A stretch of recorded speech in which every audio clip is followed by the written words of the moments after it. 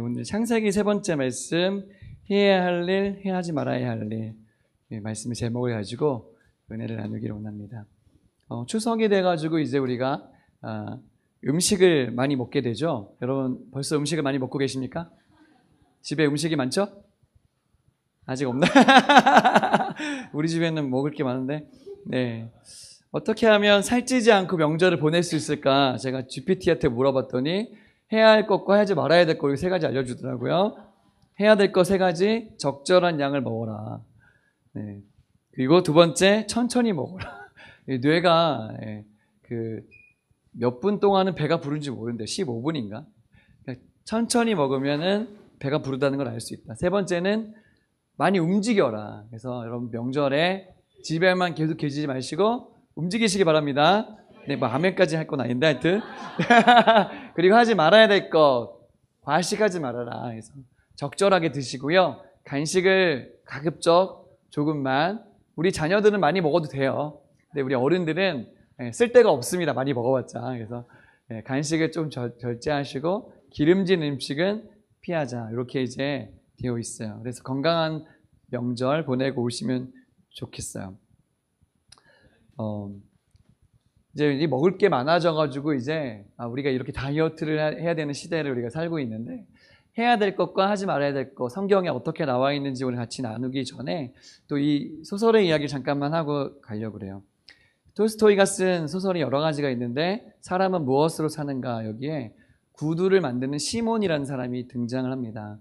당시는 굉장히 가난해가지고 사람들이 먹을 것도 없었고 외투도 없어서 외투 한 벌로 아내와 아빠가, 그러니까 남편이 함께 나누어서 이제 네가 입으면 내가 못 입고 이제 이렇게 이런 세상을 살고 있었어요. 그래서 너무 춥고 그러니까 가죽을 사서 옷을 만들어 입어야지 하고 했는데, 돈이 없으니까 그마저도 돈을 빌린 거예요.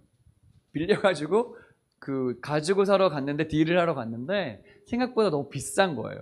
그래서 못 샀어요. 그래서 아버지가 그냥 돌아와야 되는데 이 시몬이 오다가 술을 그 빌린 돈에서 술을 마십니다. 그 이제 러시아의 추위를 이기려고 이제 아주 독한 술을 마셨겠죠. 마시고 돌아오는 길인데 교회 앞에 벌거벗은 사람 한 명이 이렇게 죽은 것처럼 이렇게 남자가 누워 있었어요. 그래서 뭐야, 이렇게 추운데 저렇게 벗고 있으면 어떡해, 이러고 이제 지나가는데 마음에 가책이 되어서 가보니까 거의 다 죽어가고 있어서 정신 차리라고 깨웠어요. 정신 차리세요! 그랬더니 이제 정신을 못 차리고 불쌍하니까 자기가 들쳐매고 집으로 데리고 왔습니다. 자, 아내의 마음은 어땠을까요? 안 좋았죠. 왜냐? 가죽도 못 사왔죠. 술도 마셨죠. 그 가난한 시절에. 그리고 한 명 또 데리고 왔어. 이 사람 누구냐? 근데 더 한술 더 떠서 밥을 차려오라고 이제 얘기했습니다. 내일 먹어야 되는 빵인데 오늘 다 구워서 대접을 했어요. 그러니까 이 여자의 마음속에는 화가 머리끝까지 났고 남편이 이해가 되지 않고 그랬겠죠. 우리는 누군가를 돕고 있는데 어째서 우리는 도움을 받지 못하고 이렇게 살아야 하는가? 사람은 어떻게 살아야 되는가? 이런 얘기예요. 근데 사실 이 남자는 천사 미카엘이었고, 하나님께서 가서 쌍둥이 2명의 자녀의 엄마의 시신을 가지고 와라, 이제 그 명령을 가지고 갔는데, 도저히 이 쌍둥이 2명만 남겨놓고 어떻게 엄마를 데리고 와야 되나요? 하고 이제 그 말에 거역해가지고 벌을 받고 쫓겨났던 이런 상황이었는데, 자기를 돌봐주는 사람들의 얼굴을 보면서, 이 가족을 보면서 사람에 대해서 이해하게 돼요. 그래서 3가지를 깨닫게 됩니다. 첫 번째는 뭐냐면, 하나님은 사람에게 사랑을 주셨다는 것을 알게 되고, 두 번째는 사람은 미래를 예측할 수 없다는 것을 알게 되고, 세 번째는 사람은 다른 사람을 사랑하는 힘으로 살아간다는 이 3가지 교훈을 얻게 된다는 그런 얘기입니다. 사람은요, 엄밀하게 모든 창조물, 피조물보다 가장 뛰어나고 가장 특별하게 지어졌다는 사실. 그래서 오늘 2장에서는 사람은 어떻게 살아야 되는지에 대해서 하나님께서 말씀해 주고 계세요. 이전에 천지창조는 하늘과 땅 이렇게 나왔다면, 여기 2장을 자세히 보시면 땅과 하늘 이렇게 나와요. 땅에 대한 이야기로 우리가 어떻게 살아야 되는지 그 이야기를 나누고 있습니다. 그래서 같이 한번 오늘 질문해 보고 싶은 질문은 이것입니다. 같이 한번 읽어주실까요? 시작. 사람은 어떻게 살아야 합니까? 네, 첫 번째 하나님 우리를 만드신 이 창조의 원리는 무엇인가 하면 사람은 안식의 복을 누리며 살아야 한다. 이것입니다.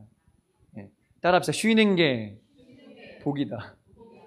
여러분 쉬는 게 복인 줄 믿으시기 바랍니다. 잘 안식하세요 여러분. 네? 우리 그 아빠 엄마 세대는요 되게 규칙적으로 살기를 같이 강요받았기 때문에 잘 쉴 줄을 몰라요. 근데 우리 다음 세대들은 그래도 엄마 아빠 세대보다는 잘 쉬는 것 같아. 홈스쿨러로 자라는 친구들은 특별히 마음껏 쉬는 것 같아요. 네. 이 안식 이게 근데 성경적인 법이에요.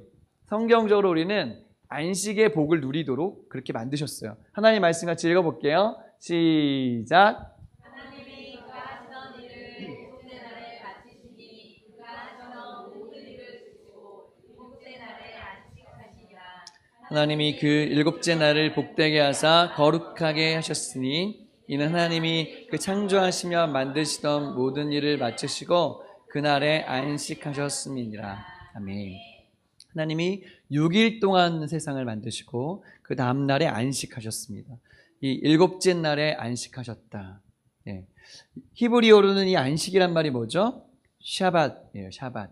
샤밧이 안식인데 뭐냐면 휴식하다, 멈추다 이런 뜻이 있어요. 하나님이 창조하신 다음에 멈추시고 쉬셨다. 우리도 그렇게 만드셨다 이것이죠. 전지전능하신 그 하나님은 피곤하지 않으신데 쉬어야 될 이유가 있을까요? 없을까요? 하나님은 쉴 이유가 없어요. 하지만 의도적으로 우리에게 안식을 선물을 주시기 위해서 쉬신 것입니다. 그리고 두 가지의 의미를 부여하셨는데 따라합시다. 복되게. 두 번째는 거룩하게. 복되게 하시고 거룩하게 하셨어요. 안식일을. 다른 날도 복되지만 이 일곱째 날은 더 복되게 하시고 거룩하게 하셨다. 자, 이 일곱째 날은 누구의 날일까요? 주님의 날이에요. 우리가 쉬는 날이 안식의 날은 누구의 날이죠? 주님의 날인데 우리의 날이에요. 그 주님의 뜻대로 살아야지만 행복한 것이죠. 이 안식이 창조의 원리이고 인간의 삶의 원리인데 우리는 자잖아요. 수면을 하는데 뭐 많이 자는 사람은 하루에 몇 시간 자죠, 우리? 여러분 평상시 몇 시간 주무세요? 7시간? 와. 한국 사람들이 전 세계에서 제일 적게 자는 민족이잖아요. 근데 이제 인간이 주로 일생의 3분의 1 정도는 잠으로 자거든요. 그리고 또 40대가 넘으면 거의 8시간 가까이 자야지 된다고 그래요. 그러니까 잘 자는 게 이제 행복한 겁니다. 근데 제가 보니까 그리스도인들은 굉장히 부지런해요. 성경 말씀에 뭐 부지런해라 뭐 이런 게 많이 나오니까 굉장히 잠을 줄여가지고 살고 더 블레싱 처치의 우리 성도님들도 제가 보니까 잠이 별로 없어. 예, 굉장히 되게 부지런하신 스타일인데 근데 잘 자는 것도 복인 줄 믿으시기 바랍니다. 잠을 잘 때 뇌가 샤워를 한대요. 몸이 쉬게 되고요. 장도 쉬게 되고 해서 몸이 새로워지고 창조적으로 바뀌고 그런다. 그래서 안 자면은 굉장히 힘들다.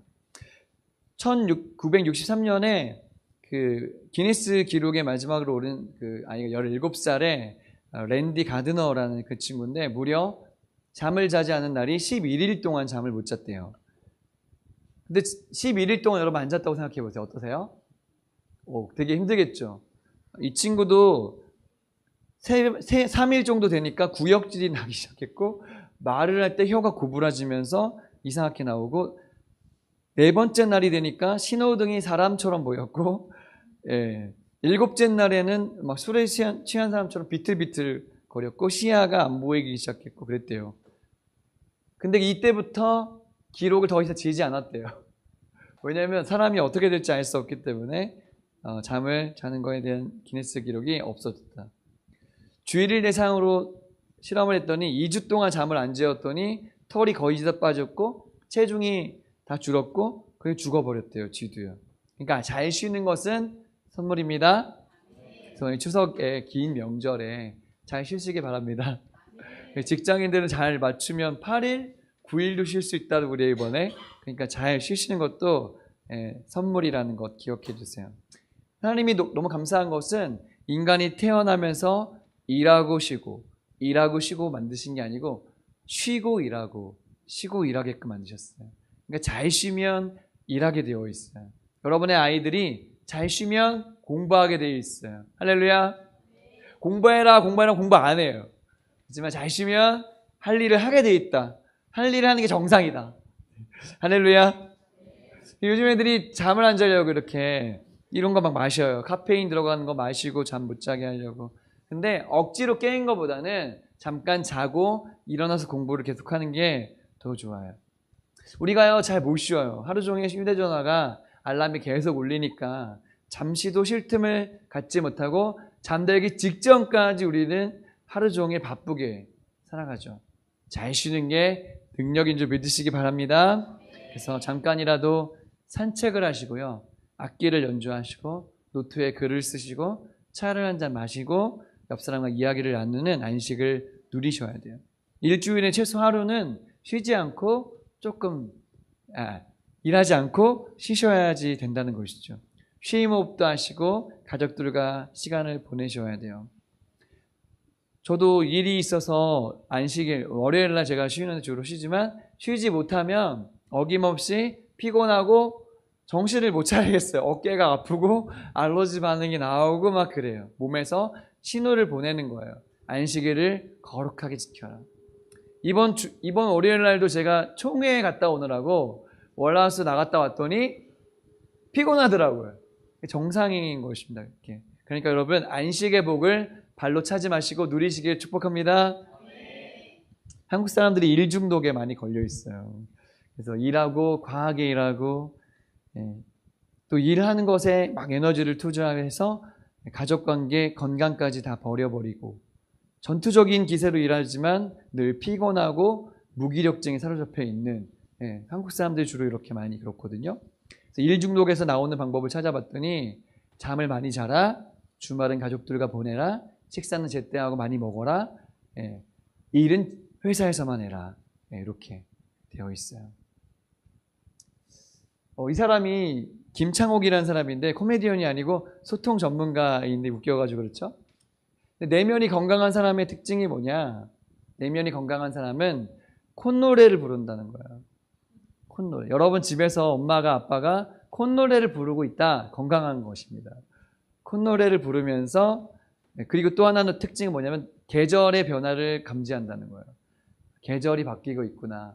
이제 가을이 오는구나. 이런 거를 안다는 것입니다. 하지만 건강하지 못한 사람은 콧노래도 부르지 않고 계절이 오건 말건 상관없고 막 이렇게 산다는 거죠. 이 사람이 하는 말이 어떻게 하면 건강한 삶을 살 수 있느냐? 자연을 가까이 하라. 또 나를 위해서 위안이 되는 일을 해라. 또 힘들 때는 힘들다고 인정하고 다독여주라. 뭐 이런 얘기를 해요. 여러분 무슨 말입니까? 잘 쉬고 잘 안식하는 것이 능력이라 이것입니다. 여러분 하나님이 주신 이 안식의 축복을 누리시길 축복합니다. 할렐루야. 잘 쉬어야지 돼요. 두 번째, 하나님 우리를 만드신 법칙은 무엇입니까? 같이 읽어주세요. 시작.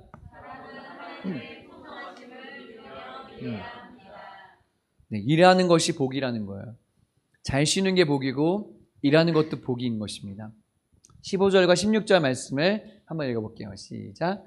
여호와 하나님이 그 사람을 이끌어 에덴 동산에 두어 그것을 경작하며 지키게 하시고 여호와 하나님이 그 사람에게 명하여 이르시되 동산 각종 나무의 열매는 내가 임의로 먹되. 아멘. 하나님이 인간을 만드신 그 다음에 에덴 동산을 만드신 거예요. 에덴은 기쁨이라는 건데 하나님이 에덴 동산을 두어라고 했죠. 하나님이 뭐예요? 살 것을 준비해 주셨다는 겁니다. 의식주인데 주의 문제를 해결해 놓고 인간을 만들어 놓으신 거예요. 에덴 동산을 만들었다. 그리고 뒤에 말씀을 쭉 보니까 10절에서 14절 말씀에 보면 강이 만들어졌다고 나와요. 그렇죠? 이 에덴 동산에서부터 시작된 4개의 강이 있었다. 그러니까 에덴 동산은 작은 곳이 아니었다. 이 에덴 동산에 있는 물로부터 물을 주셨고 보석을 주셨다. 그리고 풍부한 나무의 열매를 주셨다. 그랬어요. 열매. 그래서 우리가 하나님께서 우리를 만드셨을 때 사는 문제, 집의 문제, 그리고 먹는 문제를 해결해 놓으시고 이렇게 우리를 인간을 축복해 주셨다는 것입니다. 할렐루야. 그리고 우리 인간에게 관리하는 책임을 주셨습니다. 그것을 경작해라, 그것을 지켜라 이렇게 말씀해 주셨어요. 네. 이 경작하다는 말의 뜻을 찾아보니까 아바드라는 히브리어로 되어 있어요. 경작하라는 말은 뭐냐면 노동해라, 일하라 이런 뜻이 들어있고요. 그리고 봉사하다는 의미도 들어있어요. 하나님 우리가 열심히 일할 수 있는 기회를 주시는데요. 땀 흘려 일할 수 있는 것이 복이라는 것입니다. 할렐루야. 여러분 열심히 일하시는 것이 복인 줄 믿으시기 바랍니다. 우리 자녀들은 일이 뭘까요? 열심히 공부하는 것이 하나님의 뜻대로 사는 거예요. 할렐루야. 꼭 공부 수능 만점 이런 게 아니라 여러분이 하고 싶은 일을 향해서 최대한의 노력을 기울이는 것, 그것이 바로 하나님의 뜻이에요. 그것이 바로 아바드라는 것입니다. 열심히 땀 흘려 공부하시고 열매를 거두시길 축복합니다. 그리고 봉사하다는 의미도 들어있다는 것이죠. 우리의 인생이요, 나만 잘 먹고 나만 잘 사는 인생이 아니라 누군가를 유익하게 해주는 정도의 수준까지 나가야 된다는 것입니다. 할렐루야. 그래서 우리의 전반전은 좀 열심히 일해서 나를 위해 살지 모르겠지만 우리의 후반전, 인생 후반전은 남을 풍요롭게 하는 일에 여러분의 삶이 봉사로서 드려지게 되시기를 축복합니다. 우리나라의 위치가 그런 위치고요. 더 블레스 처치도 지금은 개척교회고 그렇지만 하지만 우리도 도와줘야 될 줄로 믿습니다. 나누고 풍성해지는 교회가 되어야 된다고 저는 생각해요. 할렐루야. 저 이번에 총회 가서 제가 대표로 개척교회 목사 중에 대표로 제가 하여튼 축하패를 받았어요. 이렇게 총회 1,500명의 목사님들이 보는 앞에서 대표로 딱 받으니까 굉장히 뭔가 좀 있어 보이더라고요. 근데 아무튼 그거 뭡니까? 개척했으니까 도와주겠다는 거잖아요. 총회에서 열심히 해봐라 이런 거잖아요. 그래서 저 마음속에 이런 생각이 들었어요. 하나님, 우리를 이렇게 하나님께서 공식적으로 축복해 주셔서 감사합니다. 우리 교회 역사에 좋은 장면을 주셔서 감사합니다. 네. 하지만 우리 교회가 지금 이 정도 수준이 머물지 않게 해주시고 봉사하고 섬길 수 있는 교회가 되게 하여 주시옵소서. 할렐루야. 하나님, 우리 그렇게 해서 열매 맺고 주는 존재로 우리를 만드셨단 말이에요. 폴 트루니에가 이런 얘기를 했어요. 모든 사람에게는 모험에 대한 갈망이 있어요. 하나님께서 생육하고 번성하고 땅에 충만하라는 그 모험을 명령하셨기 때문에 그렇죠. 하나님을 향한 인간의 최대한의 모험은 무엇인가 하면 신앙을 갖는 거라 그랬어요. 하나님을 향한 모험 중에 제일 특별한 모험이면 신앙을 갖는 것. 두 번째, 인간을 향해서 사람이 가장 모험하는 것은 무엇인가 하면 베푸는 삶을 사는 것. 그래서 여러분, 우리가 하나님이 디자인하신 모양대로 하나님을 믿는 신앙으로 가득 채워지고 남을 사랑하는 섬김으로 채워진 인생의 축복을 누리시기를 축복합니다. 네, 인간이요, 하나님이 다 맡기신 거예요. 매니저로요. 이 땅의 모든 만물들을 우리의 손에 맡기셨어요. 그래서 환경을 지키고 보호하는 것도 우리의 몫이에요. 너무 감사한 건 우리 블레싱 처치의 성도님들이 또 이렇게 요즘에 텀블러를 일부러 제가 얘기 안 했는데 물을 또 이렇게 텀블러에다가 담아서 오늘 제가 못 갖고 왔는데 텀블러에 담아 먹으니까 쓰레기를 줄이고 환경을 보호하고 너무 아름다운 모습이에요. 성숙한 모습이라고 저는 생각해요. 천재지변이 있을 수 있지만 어쩔 때는 인간이 잘못해서 그 재해를 맞이할 수 있거든요. 그래서 우리에게 주신 이 기회를 잘 활용하고 자원을 아끼는 것, 하나님이 우리에게 주시는 마음이에요. 썩지 않는다고 그래요. 물티슈를 많이 쓰면 썩지 않고 환경을 파괴한다고 그렇게 써 있더라고요. 또 낭비하지 않는 것도 중요한 마음이에요. 우리에게 주어진 것이 많다고 해서 펑펑 쓰면 안 되고요. 아껴 쓰고 잘 쓰고, 그래서 하나님이 주신 이 자연도 우리의 것으로 잘 삼아서 잘 관리하는 인간의 책임을 잘 하시길 축복합니다. 아멘. 하나님이 얼마나 좋으신 분이세요. 만물의 가을이 되니까요, 먹을 게 너무 많아. 그렇죠? 추석에는 먹을 것이 넘쳐 흘러요. 그 모든 것들을 잘 다스리는 것이 인간에게 주신 축복입니다. 세 번째, 사람은 어떻게 살아야 하는가? 같이 한번 읽어주세요. 시작. 네. 울타리 안에 있는 존재, 벗어나지 않을 때 인간은 아름다운 존재로 살 수 있는 거예요. 그게 무슨 말입니까? 선악과 선악의 열매를 알게 하는 나무의 열매를 먹지 말라. 네가 먹는 날에는 반드시 죽으리라. 할렐루야. 네, 하나님이 우리에게 자유를 주고 시작했어요. 우리에게 주고 싶은 건 자유예요. 자유. 할렐루야. 침례교회의 특징은 자유예요. 침례교회의 특징을 한마디로 말하라면 자유예요. 신앙의 자유. 예배 못 드리게 하고 이러면 이게 말이 안 되는 거예요. 나라에서 예배 못 드리게 하고 자유를 해치는 거죠. 자유가 너무 중요한 것인데요. 우리가 모든 것을 선택할 수 있도록 하나님 만드셨거든요. 그래서 여러분 하나님께 다 물어봐도 좋지만 너무 우리에게 주신 자유가 있는데 다 물어볼 필요가 없다는 거예요. 하나님 이 음식 먹을까요? 저 음료수 먹을까요? 이런 거 안 물어봐도 된다는 거예요. 하나님 우리에게 선택할 수 있는 자유를 주셨기 때문에 그런 것입니다. 예수님 안 믿는 사람들이 예수님 믿는 사람들 보면서 야 어떻게 술을 안 마시면서 어떻게 사냐. 술 마시는 그 즐거움을 안 하고 살다니 참 불쌍하다 이렇게 생각을 해요. 인생의 낙이 뭐냐. 그 사람들 볼 때는 그리스도인들이 족쇄를 차고 있는 것처럼 힘들어 보이는 것이죠. 네.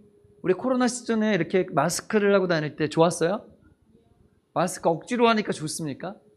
싫은 거예요. 이거 하나도 싫은 게 인간인 거예요. 자유를 뺏긴다고 생각하는 것이죠. 네. 하나님은요 자유를 뺏지 않으시고 우리에게 진정한 자유를 주기 원하시는 분이신 줄 믿으시기 바랍니다. 몽테스키웨가 이렇게 했습니다. 자유는 법이 허용하는 것은 무엇이나 할 수 있는 권리이다. 네.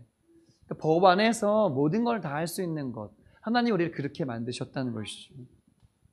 울타리가 없다면 방종이 되어버릴 거예요. 유럽의 교회를 보세요.